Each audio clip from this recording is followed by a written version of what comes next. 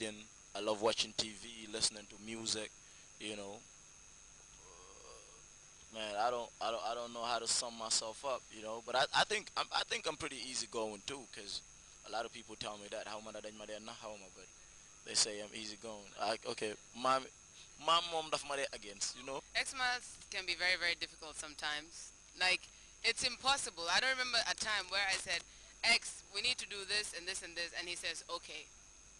Or even on set, even with Fila, you can't say, X, we need to do this and this and this, and he will not, he'll just have to bug you. He'll just have to disturb and say, hey, no, do ko def. Luda mo ko def. Legi by force, do ko def ni, nele la ko def. He just has to put you in some kind of situation where you're like, hey boy, let's just do this and just get rid of it and stuff like that. He's a first class A-star bully. He's the biggest bully I've ever known. Like, seriously. Ex munala ham tay ah. Rek muhola sa tigala. Hey, dinga joy de. Like, for no reason. I think if you're supposed to ask X what's his favorite hobby, he'll say bullying people. To be honest, I think she's pretty nice. You know what I'm saying? I didn't say I know. I'm saying I think. I think she's pretty nice. So, you know, and sometimes she could just be bugging. You know what I'm saying? Like just ex, hey, boomer getting. You know, like man, I don't want to hear it. You know what I'm saying? You understand what I'm saying? So if you're in my position, you would definitely understand why she says I bully her. Or, I don't even touch her. You know what I'm saying? It's like, hey, boomer get her. Damal feel it. Damal sikena. What do I do? I don't do anything. You know. This is something I love doing. I just love. Okay, basically not bullying. I love breaking the ice. You know, she said if I meet somebody like the very first day, you know, I just might be acquainted with that person, you know, at that very instant. All right. So the reason I try to get into people is because the malabuga mean, and then when we break the ice, but when people we can be friends. Hanga muna yun ku neka rus ni sa neka side. Am tada rus tamida like suma ruse ni it's always bad because then they fogne ki hamud bopam or dafat hajan or something, yeah. So what I try to do is I try to break the ice. Hey, yo, guy, and I don't even know you, like you know, and that's a papa. You know, act like I know you and all that, and then you realize I don't know you, but then we end up cracking up, and it's beautiful. X-Men. Why do you call yourself X-Men? And I think that's not your real name. Oh man, I don't know how to answer this. My real name is not X Miles, of course. You know, in Gambia we don't have people called X Miles. My real name is Francis Abdul Malik Mendy.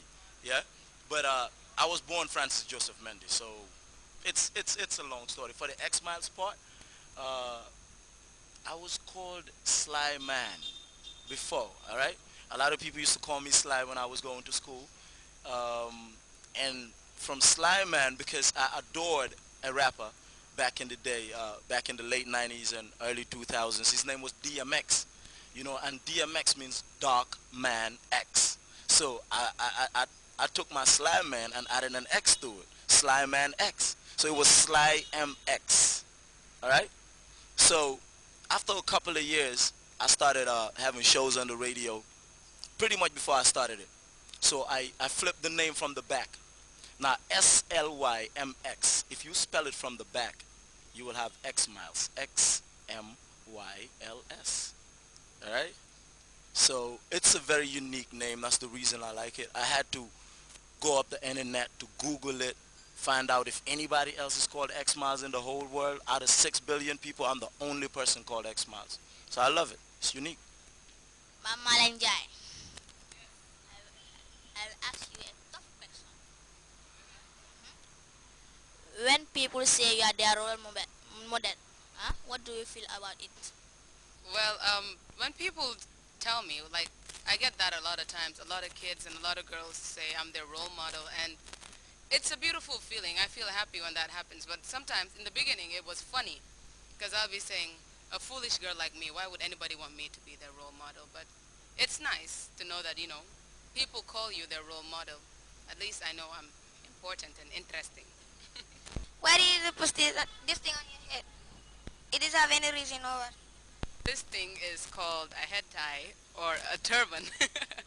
And the reason why I tie my hair a lot is because it looks good on me and it's sort of my trademark. I'm the type of person that likes style, unique style. I like being different and distinguished from other people. So when I tie this head tie, you know, it's unique, it's different, and if you see anybody tying a head tie, the first person that comes to your mind is me, Ma Malin, and it looks good on me, so that's why I tie my head. Why do you call yourself Lucky Shine? Black as Shine, well, first off, my skin color, but my name wasn't Black as Shine back in the days. I had this very nice nickname, but a friend of mine who happens to also be a rapper called me Black as Shine. He's the first person to call me Black as Shine. He said because of my color. And then all his friends and everybody around us started calling me Black as Shine, and everybody I knew started calling me Black as Shine. And I like the name. It's a very cute name, so I decided to adapt to it and continue with the name.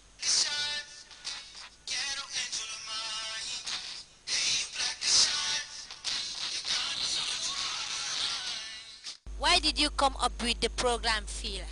Like you said, Fila is Gambian. It's a local word, you know, or a term, if I might call it that.